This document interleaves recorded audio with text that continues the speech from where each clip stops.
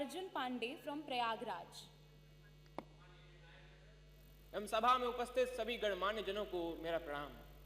जिस विधानसभा को आचार्य नरेंद्र देव, पंडित गोविंद वल्लभ पंत और चौधरी चरण सिंह जैसे नायकों ने सुशोभित किया, उस देश की सबसे बड़ी विधानसभा को मेरा सादर प्रणाम। मेरा नाम अर्जुन है, कक्षा 12वीं का छात्र हूँ।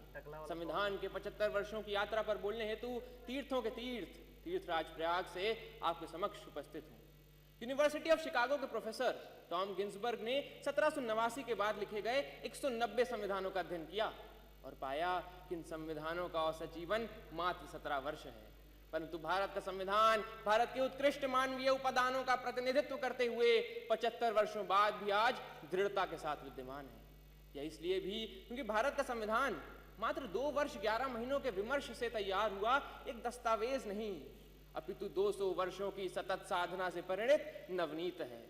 ये यात्रा एक राष्ट्र के रूप में हमारी आत्मा का, हमारी सामूहिकता का उत्सव है।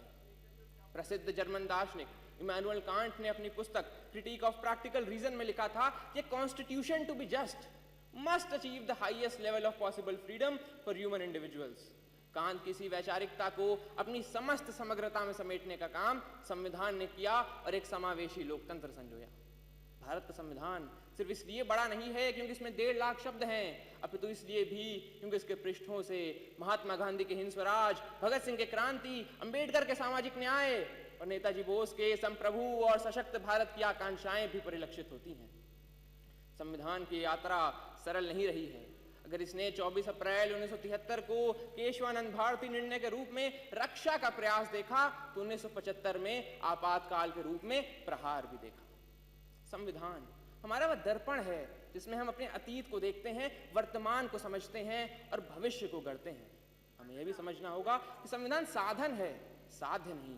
हाँ, वो हमें जमीन तैयार करके तो दे सकता है, परंतु उस पर फसल बोने का काम हमारे ही जिम्मे है। ऐसे में हमें समझना होगा कि हमें एक ऐसे राष्ट्र का निर्माण करना है जिसके 6 स्तंभ हों: समता, समृद्धि, समन्वय, संस्कृति, सेवा और समर्पण। एक ऐसा भारत जहां हर व्यक्ति कह सके मैं भारत हूं और भारत मुझ में। जहां विश्व में तमाम जगह संवैधानिक मूल्यों के लिए, मताधिकार के लिए आंदोलन देखे गए, वहीं भारत में सहजता से प्राप्त मताधिकार एवं मौलिक अधिकारों ने शक्ति का संचार किया। हमारा ये कर्तव्य है कि हम एक ऐसे राष्ट्र का निर्माण करें जिसमें हर हाथ को अवसर मिले, हर सपने को ऊंचाई मिले और उसे पूरे करने का नैतिक साहस मिले।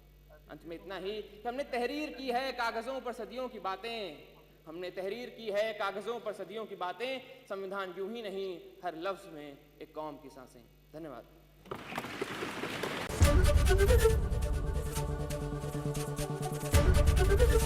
एबीपी गंगा, खबर आपकी, जुबान आपकी।